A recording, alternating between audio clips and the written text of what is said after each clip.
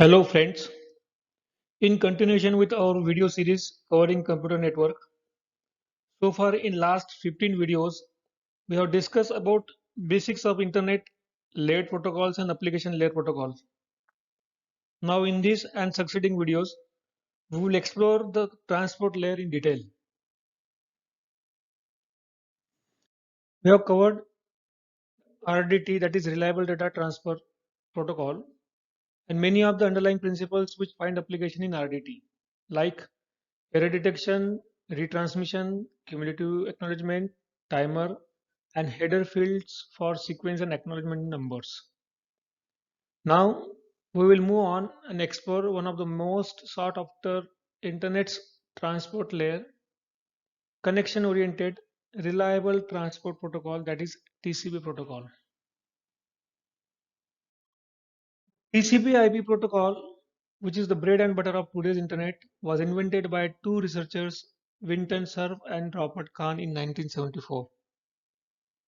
Although these researchers began by seeing the protocol TCP/IP, which stands for Transmission Control Protocol, Internet Protocol, as a single entity, it was later split into two parts, TCP and IP, which operated separately.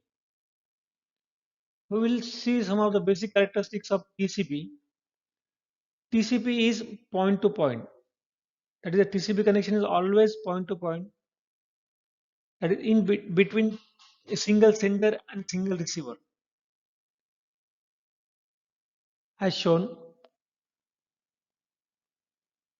So-called multicasting, that is a transfer of data from one sender to many receivers in a single send operation, is not possible with TCP.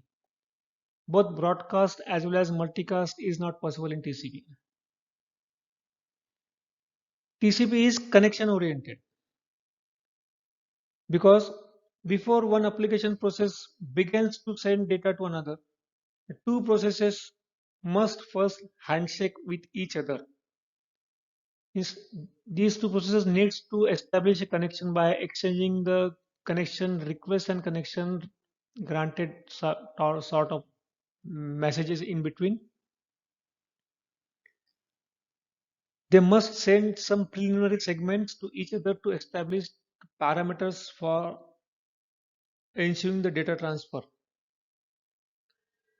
The TCP is connection is not end to end as that of TDM or FDM circuit switch network, that is time division multiplexing and frequency division multiplexing circuit switch network. Nor it is a virtual circuit, as connection state resides entirely in two end systems. Because TCP protocol runs in the end systems and not in the intermediate network elements like routers or link layer switches, the intermediate network elements do not maintain TCP connection state. In fact, the intermediate routers are completely oblivious to TCP connections. They see datagrams, not connection. TCP connect is said to be reliable in order or byte stream. Here the client first sends a special TCP segments, the server responds with a special TCP segments, and finally the client responds again with a third special segment. Here the first two segments carry no payload, that is no application layer data. The third of these segments may carry a payload. Because three segments are sent between two hosts, this connection establishment procedure is often referred to as three-way handshake. Once after ensuring the connection, then and then only the transmission of data starts. That's why it is called as reliable. TCP is pipeline. That is, it allows multiple packets to be on channel at any instance of time. As shown, you are having multiple packets simultaneously on a channel. That is, maximum number of packets in pipeline depends on the underlying principle of flow control mechanism adopted by the protocol. TCP is full duplex, that it provides full duplex services. If there is a TCP connection between a process A and process A and process B, then application layer data can flow from process A to process B and from process B to process A simultaneously. That it allows both the host involved in communication to transmit data simultaneously. Here, the maximum amount of data that can be grabbed and placed in segment is limited by maximum segment size (MSS). The maximum segment size is typically set by first determining the length of largest link layer frame that can be sent by a local sending host, so-called maximum transmission unit (MTU), and then setting MSS to ensure that a TCP segment, when encapsulated in an IP datagram plus certain TCP/IP headers length, that is typically 40 bytes, will fit into a single link layer frame.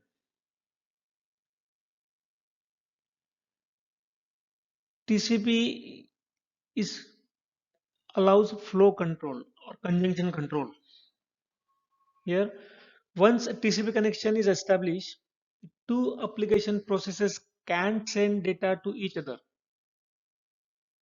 Let us consider the sending of data from client process to server process.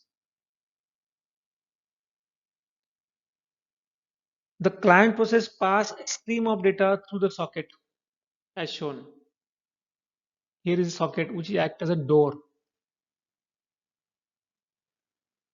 Once the data passes through the door, data is in hand of TCP running in the client. Once the data from application passes through socket, now the data is in TCP client.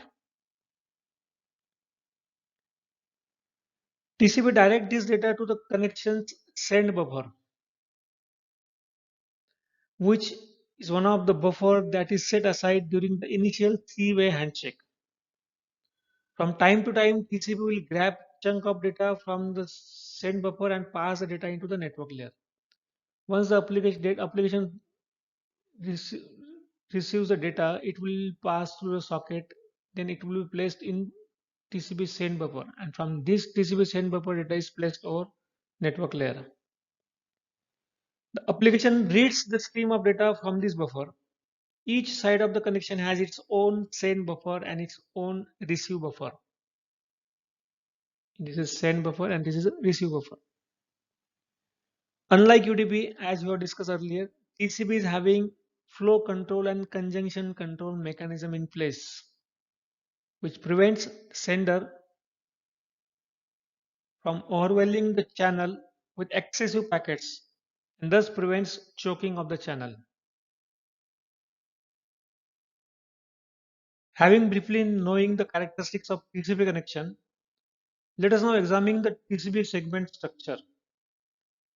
The TCP segment consists of header fields and data field. This upper portion is header field of the segment and this lower portion is the data field of the segment. As with UDP, header field includes source port number and destination port number. Source port number and destination port number, which are used for multiplexing and demultiplexing data from and to upper layer application. Data field contains a chunk of application data. This is a data field. As mentioned earlier, the MSS limits the maximum size of segment data field. When TCP sends a large file, such as an image as a part of web page, it typically breaks the file into a chunk of small pieces of size MSS. A TCP header also contains following important fields like a 32-bit sequence number and 32-bit acknowledgement number field. These fields are used by TCP sender and receiver in implementing reliable data transfer service. Sequence number field and acknowledgement number field.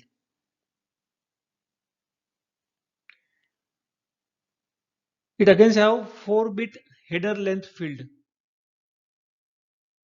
This is header length field, which specifies the length of TCP header in 32-bit words. The TCP header can be of variable length due to the TCP option field. This is a TCP option field which indicates the size of data. This header also have 16-bit receive window. This is 16-bit receive window, which is used for flow control and is used to indicate the number of bytes that a receiver is willing to accept. Header also includes checksum field. This is internet checksum to detect error in the packets. We already discussed the checksum in case of UDP. The optional and variable length option field is used when a sender and receiver negotiate the maximum segment size MSS or as a window scaling factor for use in high-speed network. Apart from this, segment also have 6 flag fields. The acknowledgement flag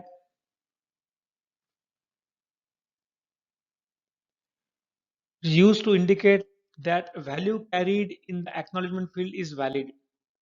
That is, the segment contains an acknowledgement for a segment that has been successfully received. It also have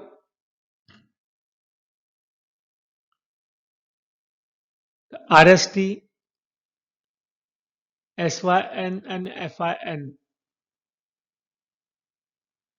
flags, which are used for connection setup and connection tear down purpose. It again have PSH, that is push flag, which indicates the receiver should pass data to the upper layer immediately. And one more flag is there, that is URG, that is stands for urgent. This URG bit is used to indicate that there is a data in the segment that the sending side upper layer entity has marked as urgent. The location of the last byte of this urgent data is indicated by the 16-bit urgent data pointer.